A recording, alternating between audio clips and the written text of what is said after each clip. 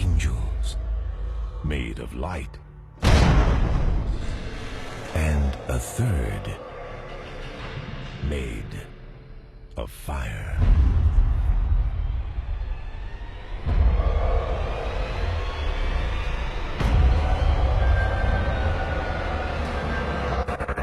Iblis itu adalah dari bangsa jin. Surat apa itu? Surah Al-Kahfi. Bukan mentang dari jin lalu langsung di surah Al-Jin. Di surah Al-Kahfi Allah sampaikan bahwa iblis itu sebenarnya adalah asalnya bangsa jin yang sangat soleh dan taat. Dia sangat soleh, betul-betul soleh, taat. Tidak ada dosa yang dilarang Allah yang tidak mereka kerjakan. Hobi menumpahkan darah di mana-mana, membuat kerusakan di muka bumi. Lalu Allah Subhanahu wa taala utus para nabi-nabi, malah dibantainya nabi-nabi. Nabi-nabi dari bangsa jin juga ya, dibantai oleh mereka, dibunuh oleh mereka. Sampai pada limit terakhir, Allah perintahkan seluruh malaikat bala tentara tempur dari langit turun ke bumi. Habisi seluruh jin yang ada. Bumi akan diganti dengan penghuni baru.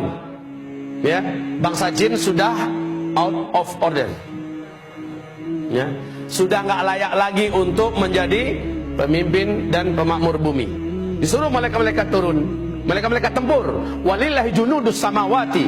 Allah memiliki bala tentara di langit, disuruh turun untuk ngabisin bangsa jin. Tahu enggak Bapak Ibu, siapa yang diangkat oleh Allah menjadi panglima perang?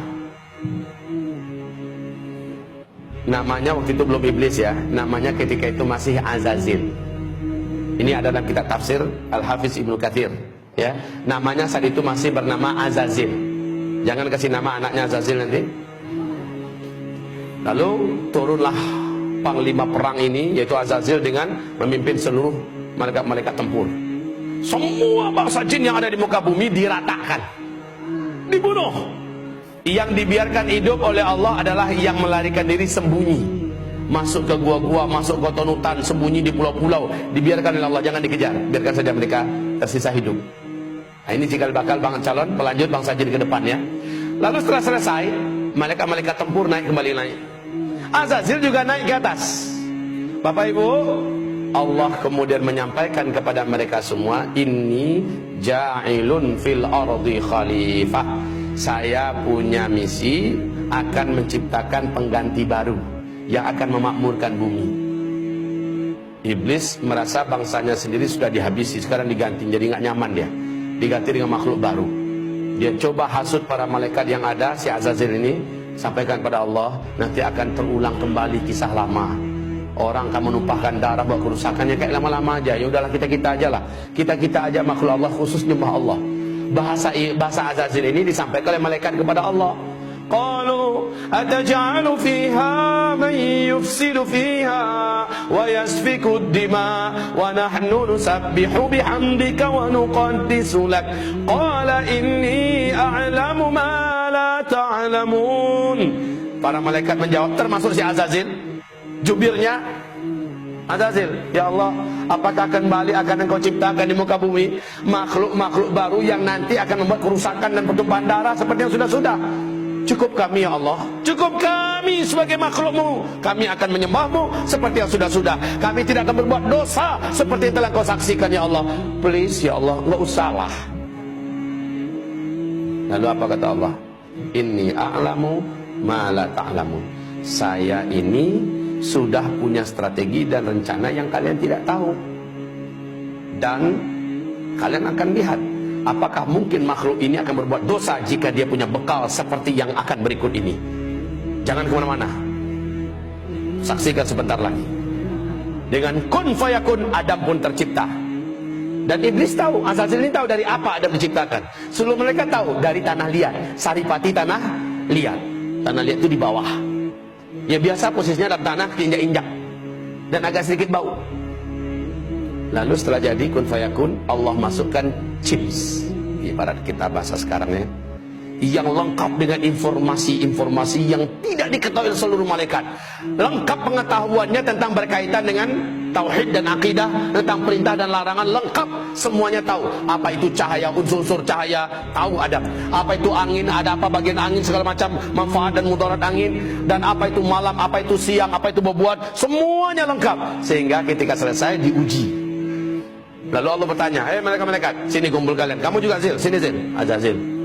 Ya, sini Zil.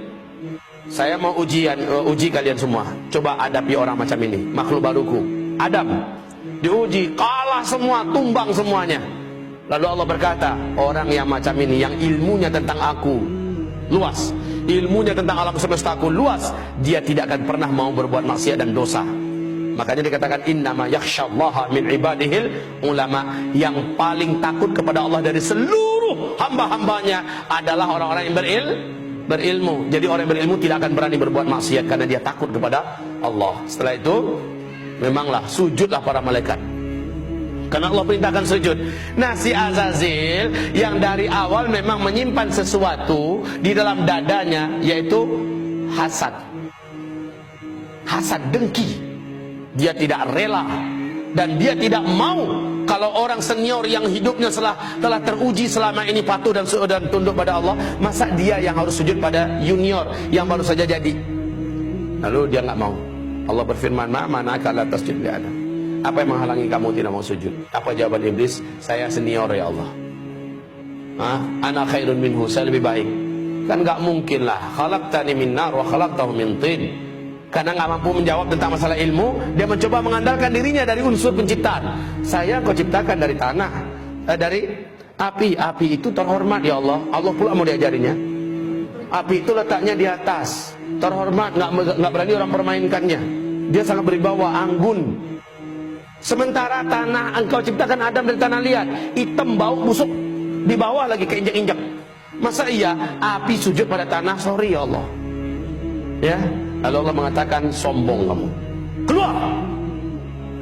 Baik, Allah katakan gelar iblis saat itulah, nama kamu sudah diangkat dengan nama baru yang menjijikkan, yaitu iblis. Aba wastakbara wa kana minal kafirin. Jadi kafirlah dia, iblis jadi kafir.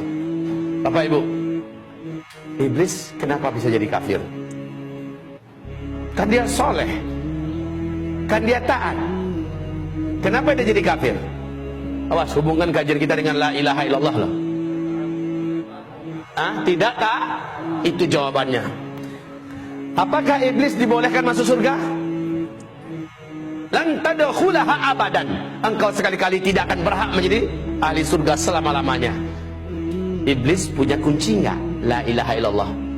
Iblis yakin enggak dengan Allah? Pasti.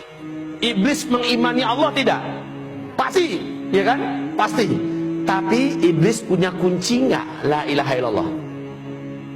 Punya enggak? Punya.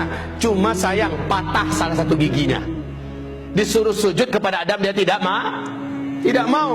Bukankah salah satu gigi daripada gigi-gigi la ilaha illallah adalah wajib mengikuti perintah-perintah Allah dan mentaati larang-larang Allah? Wajib. Iblis di situ nggak mau. Sujud kepada Adam itu nggak mau dia. Satu saja syariat Allah yang ditolaknya menjadikan dia dikatakan Allah kafir. Awas, ini zaman banyak nggak orang menolak ayat Allah. Ini zaman banyak tidak orang menolak syariat Allah. Banyak. Ini zaman banyak tidak ulama-ulama kiai-kiai yang berani-beranian melecehkan, menghina, menyudutkan ayat-ayat Allah. Banyak tidak? Banyak. Nasib orang itu bagaimana menurut Allah? Sama nggak dengan iblis? Buka surat Muhammad ayat 8 ayat 9. Surat 47 ayat 8 ayat 9. Allah katakan dalam ayat itu, siapa yang membenci satu saja di antara ayat Allah, kafir dia. Satu saja ayat Allah dia benci, dia tolak, dia musuhi, kafir dia. Kayak iblis. Iblis satu saja perintah Allah ditolaknya, maka iblis menjadi kafir.